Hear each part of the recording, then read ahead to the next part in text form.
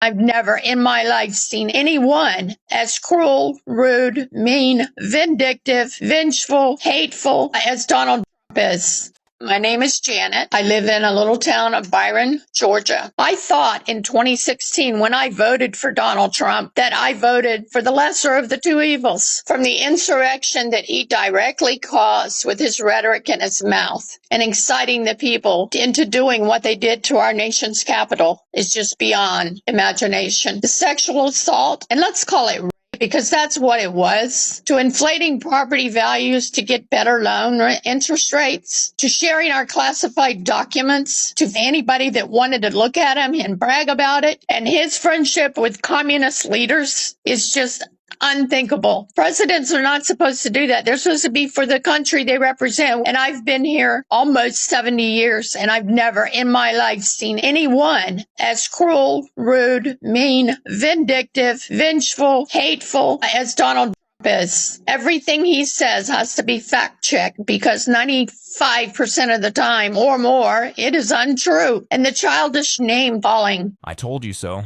not with a smirk, but with a spreadsheet. Trump promised $2 gas and cheaper chicken. Reality? His tariffs spiked feed costs by 22%.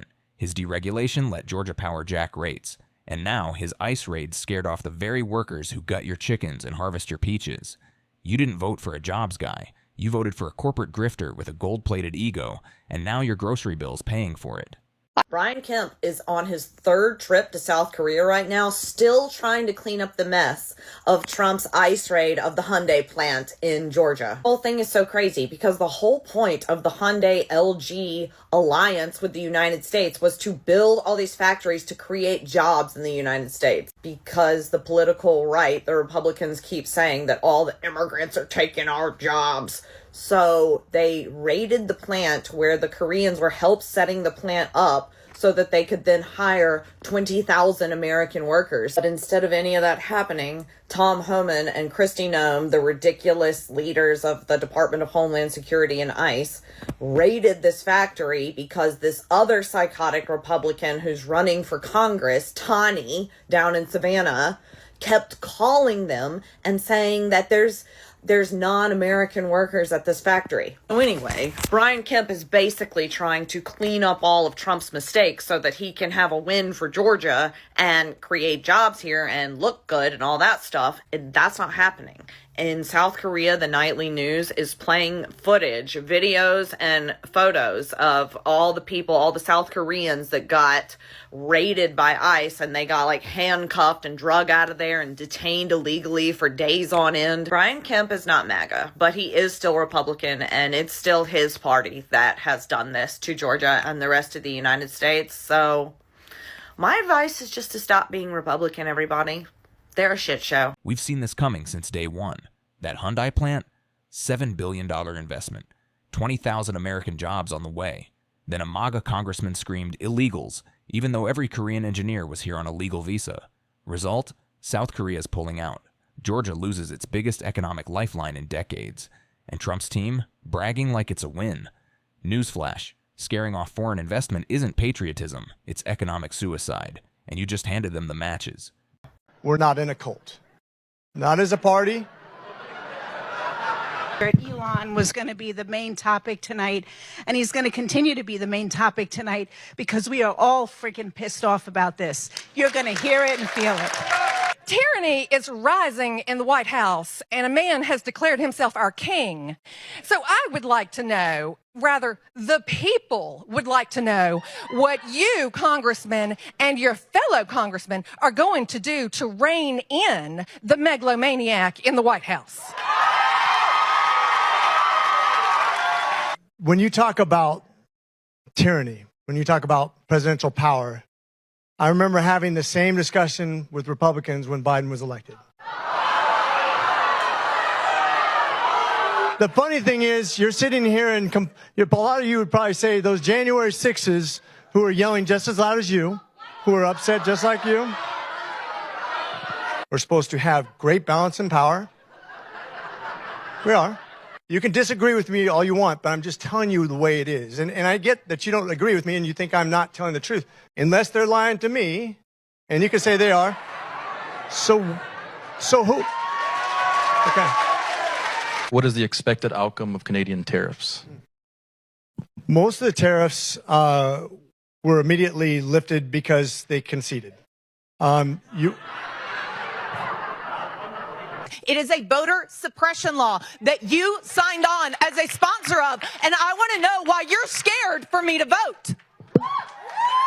I'm definitely not scared of you, vote.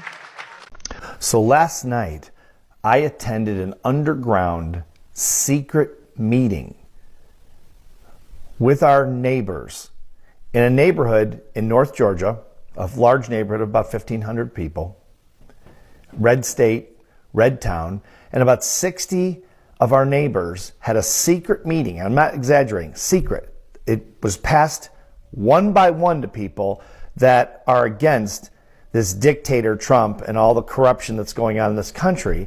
And we met a half an hour away from our neighborhood, so none of our neighbors would know, most of them we guess are for Trump, that we were actually having this secret meeting. I happened to speak at the meeting for a few minutes, and I suggested that we form a club and we meet at our clubhouse. We have a huge 40,000 plus square foot clubhouse in this neighborhood, and we have lots of room.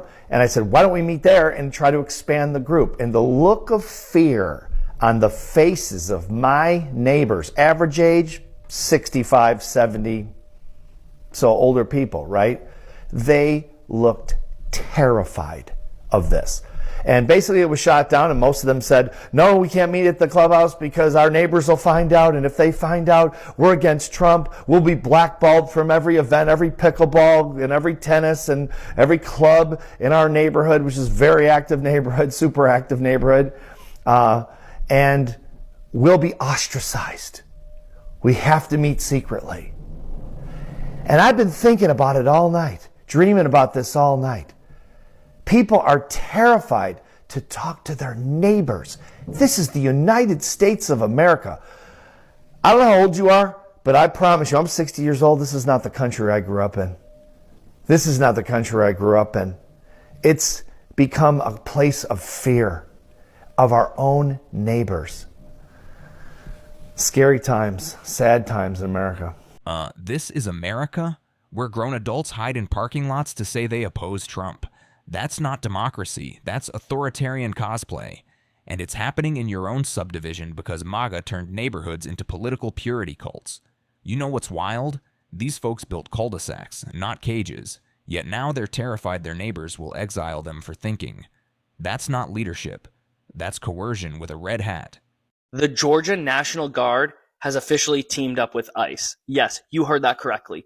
Governor Brian Kemp here in the state of Georgia has mobilized and deployed the Georgia National Guard to team up with ICE to go through your communities and harass your communities. He has rolled out the red carpet for President Donald Trump and his playbook to become an authoritarian in his presidency on try number 2.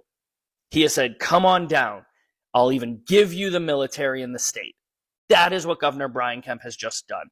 They're going around to do biometric collection. Yes, you heard that correctly. The Georgia National Guard has teamed up with ICE to do biometric collection in the state of Georgia. It means fingerprints and photos and any other collection that they need to verify if someone should or shouldn't be in this country. And Governor Brian Kemp said this: I am proud to stand with President Trump and his team in the ongoing efforts to secure our nation's border and keep Americans safe. Shall I remind everybody here that we have one of the most restrictive, horrific abortion laws in the country. So when we talk about Americans safe, we're only talking about getting rid of the illegals who are committing all these crimes. We're not talking about the rights of women, are we? We're not talking about the school shootings that have happened in the state of Georgia and across this country. And those weren't done by the illegals, as he would say. So at what point are we keeping Americans safe? Or are we just politicizing the military at this point and instilling fear to become the authoritarian that he's always wanted to be? Straight up, Trump doesn't care about your safety. He cares about your fear. Georgia's got horrific abortion laws, sky-high gun violence, and crumbling infrastructure. Yet the only crisis Trump sees is brown people picking your onions. The data's clear. Undocumented immigrants commit crimes at lower rates than native-born citizens. But fear drives clicks, rallies, and donations, so that's all MAGA serves. You traded real safety for a xenophobic bedtime story, and now your community's paying the price.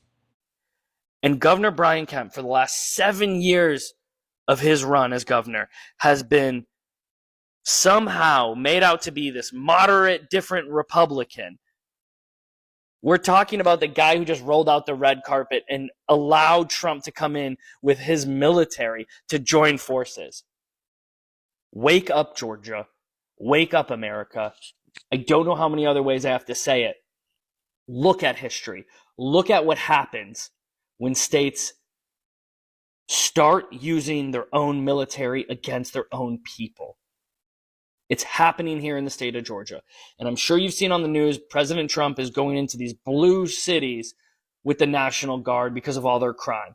And here we have a red state who is now using their power to mobilize the Georgia National Guard to join ICE. Wake up. It's happening. A few years ago, I was recruited for a job at the Hyundai battery plant in Georgia. My recruiter at the time told me that this is the single biggest foreign-led economic investment in Georgia's history.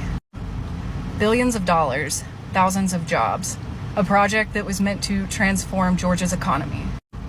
And now you've got someone bragging about calling ICE, sabotaging it. Like that's some kind of flex. Let's be clear.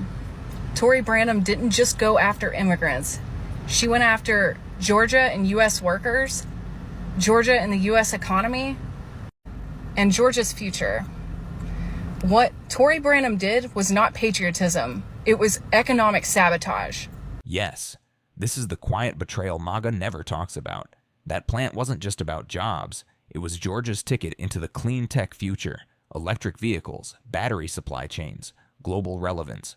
Now, it's a ghost town because a MAGA troll wanted likes on Truth Social. There's a word for sacrificing your state's economy for clout, treason. But sure, keep calling it patriotism. Everyone keeps talking about the Georgia Power bill and why they're so high. It's Georgia Power. It's Georgia Power. Georgia Power needs to be investigated. The best thing I ever did for my pockets, I didn't even do on purpose. I just so happened to move to an apartment complex that used Jackson EMC instead of Georgia Power. I've been there for almost a whole year. Next month will be my 1 year. I just got hit with my highest bill. My new apartment is only a little bit smaller than my old apartment. It's still a 2-bedroom. My old apartment, my power bill got so high that I had to do this thing that Georgia Power does, where it basically takes the medium of like your highest bill and your lowest bill and make you pay that each month. And so then at the end, it hopefully kind of evens out. For me, it didn't, because I moved in the summer. And so I owed them about $300 when I moved out. I really had no choice but to do that, because once my bill started reaching the 200 range, I was like, I don't have $200 a month to give to Georgia Power. If you can, switch to Jackson EMC or move to an apartment complex that uses Jackson EMC. Landlords, Jackson EMC is much better than Georgia Power for you, because don't y'all have like a common bill? Don't you still have to pay the power bill for like the office or something? The lights that are throughout the complex, isn't that on y'all? Don't y'all want a cheaper bill too? Not to mention now I can actually have my AC and heat on. Before, I used to be in my house shivering in the winter. No heat, because I knew Georgia Power was going to charge me an arm and a leg. Now I be comfortable in my apartment. Don't gotta worry about nothing. Georgia Power, you will pay for your crimes. And when that charge hits, ooh, I'm gonna have a front row seat. In 2021, Georgia officials uncovered one of the biggest modern-day slavery rings in U.S. history. Migrant workers were forced to dig onions by hand for 20 cents a bucket. They were promised a minimum wage, and when they got here, their passports were taken, they were beaten, starved, threatened, some even killed, while their traffickers made over $200 million. This wasn't 200 years ago. This was 4 years ago. And Trump's response? Slash worker protections and push guest worker programs with zero oversight. Let that sink in. You got mad about welfare queens, but stayed silent while actual modern slavery flourished in your backyard. Why? Because exploited labor keeps your food cheap, until it vanishes overnight during an ICE raid you cheered for. You didn't protect workers. You enabled corporate feudalism, then acted shocked your lights got cut. actually did some work around there at that time, and I can tell you it was an open secret. People knew it was happening. It still took a several-year investigation to take that ring down. And here's the truth. The system that allowed it to happen hasn't gone anywhere. In fact, it's being ramped up right now as we speak. If you want to know the end goal for ICE and Stephen Miller, this is the blueprint. Those workers came here legally through the H-2A visa program, a program supposedly meant to give migrant workers safe and fair opportunities. But the companies and contractors who exploited them used those very same laws to keep them trapped. The state looked away because the onions got picked, the profits flowed, and America got its cheap labor. And today, in 2025, ICE is raiding homes, job sites, tearing families apart, not to stop traffickers, but to make workers afraid to speak out. Because fear keeps wages low. Fear keeps people exploitable. I mean, you have to wonder, right? Why would farmers vote for an administration that's crashing their markets, kidnapping their workforce? And then you see Trump is slashing the minimum wage for H-2A farm workers. And they're super happy about that, right? See, it's not just about getting illegals out of the country. They are trying to create a workforce that they can pay for pennies on the dollar. Trump has even floated the idea of farmers looking after undocumented migrants so that they can still do their work. Literally modern-day plantations. Guys, we need a general strike, not parades with angry signs. The entire system that treats human beings as disposable tools for profit needs to be dismantled. We need labor rights for all workers, regardless of status. We need pathways to citizenship, not cages. And we need to recognize that the line between illegal and exploitable is a line drawn by the same people who profit from both.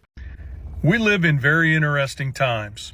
It isn't very often that you see the demands of an oligarchy that literally purchased a political party in the United States of America crash up against the strategy for election of that party itself. Hey guys, I'm Will, your favorite rural campaign and elections expert. Let's talk about it. Anytime the subject of race comes up in a debate on social media, it won't be long before you see a Republican make a comment similar to, wasn't it the Democrats that supported slavery? Wasn't it the Democrats that unalived Lincoln? Wasn't it the Democrats that put in place the Jim Crow laws of the South? And the answer to all those questions is yes. However, it leaves out one big factor, and that's the Southern strategy. Very few Republicans know what the Southern strategy is, and even fewer are willing to apologize for it. But just a decade ago, that's exactly what the Republican Party did. It apologized for the Southern strategy, the strategy that turned reliable Democratic states in the South into Republican strongholds. Put quite simply, the Southern strategy is this: play on the racist tendencies of Southern Americans in order to get them to move over to the Republican Party from the Democratic Party, as the Democratic Party became more and more the voice of civil rights in the United States of America. It started with Richard Nixon. Ronald Reagan put it on steroids, and it's still continuing today. In the beginning, it reared its head with arguments like, hey, look at all of these unqualified African Americans who are taking the jobs of hardworking white people. And today, it simply takes another form. Hey, look at all of these brown people coming across the border illegally that are taking the jobs of hardworking white and black Americans. It manifested itself in some of the most racist political commercials that we've ever seen. First, when George W. Bush Sr. ran against Michael Dukakis, he put the infamous Willie Horton ads on the air. Willie Horton was an inmate in state prison who had been released on furlough and had done some really awful things, including rape and murder. So George W. Bush Sr. ran an ad on TV with a picture of this black inmate, Willie Horton, and linked it to Michael Dukakis. Michael Dukakis had no such policies in place. He wasn't responsible for the furlough of Willie Horton. There was nothing that he had done that caused what Willie Horton did to happen. But that wasn't the purpose of the ad. The purpose of the ad was to scare white suburbanites into believing that if they elected a Democratic president, then this could happen to them, in the safety of their homes, in the suburbs of this country. It also manifested itself in the jobs arena, when Jesse Helms, running for re-election in North Carolina, ran an ad of just a single white hand crumpling up a job rejection letter.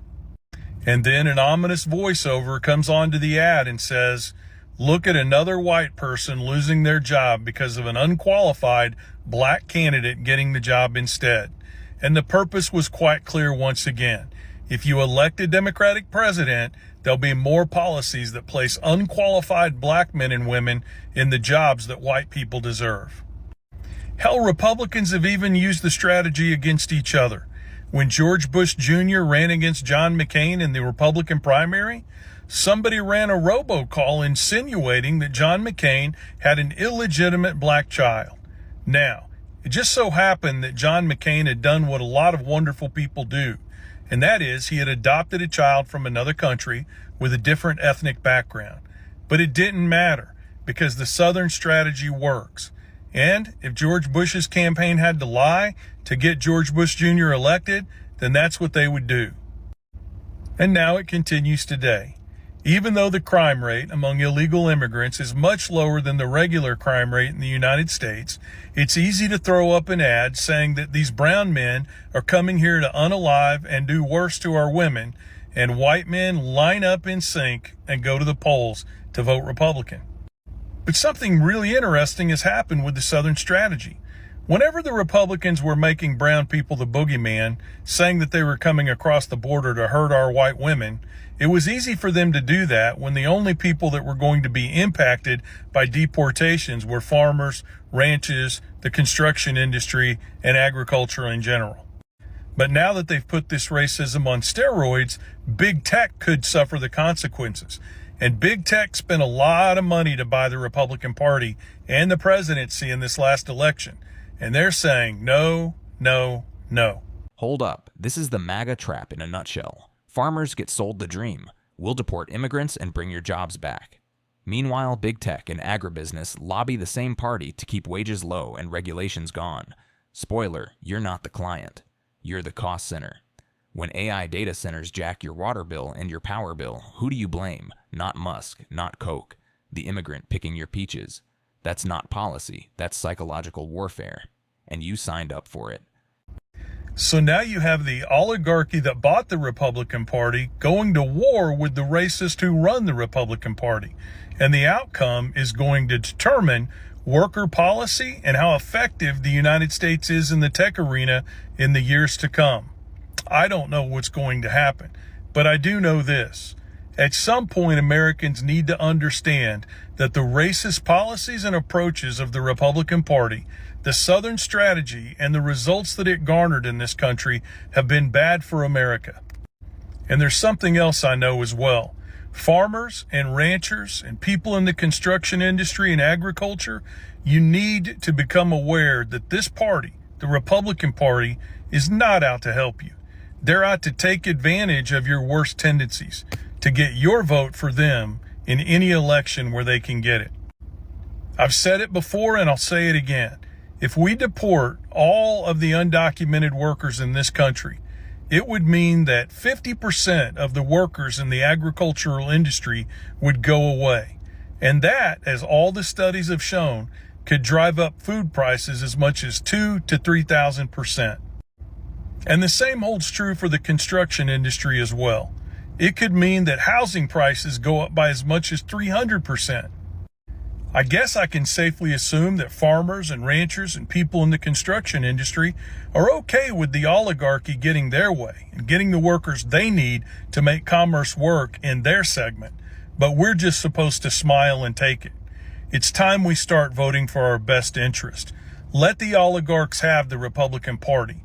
We've got another party out there that's been fighting for us since the beginning, and we can't let the culture war stand in the way of us supporting that party, the Democratic Party.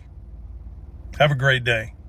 If you live in Georgia, specifically in Atlanta, and you want to hear a story of political corruption happening right now, watch this video and share. What I found out today has blown my mind.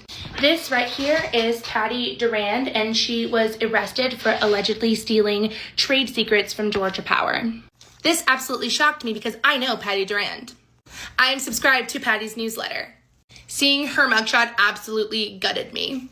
Patty runs a nonprofit called Georgians for Affordable Energy.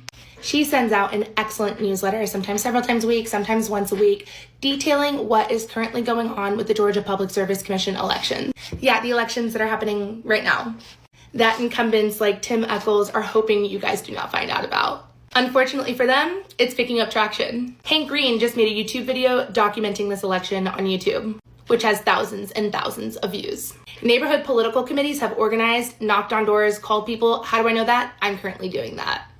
And why are we doing all of this? Because power companies in Georgia have a monopoly on certain areas and they're allowed to charge whatever they want for power, and we are expected to pay it because what, we're not going to heat and cool our homes and have working electricity? Over the last 10 years, there have been several increases to our power bills. Despite our power usage now changing. After complaining about it month after month after month, I looked into it a little bit. See, around my birthday, I received a power bill that was nearly $400. We are a home where we run hot, so we keep the thermostat pretty consistently year-round on 70. We don't really change it. Even when it's cold, we'd rather grab a blanket. So although we had no changes to our power usage, our bill had been almost $400. And the previous month, it was like in the high 200s. So I looked into it. They had just approved a price increase of 46% right before the summer started, which I thought was disgusting. Going further down that rabbit hole, I found out about the Public Service Commission elections. And I went and voted. I made a video about it here on TikTok. People went and voted. Well, the actual election's happening now. Early voting goes until the 31st. Election day is November 4th. People are organizing, they're getting the word out. I have several yard signs in my yard. I see them all over town when I'm driving in the west side of Atlanta. People are fed up. When we moved to our new home, I found out how to get more actively involved in the politics in the area. That's when I found out about Patty Duran, Georgians for Affordable Energy, and got involved with all the work that's being done to let people know about what's happening. I'm going to show you my favorite part of Patty's newsletter. I got this one 3 days ago.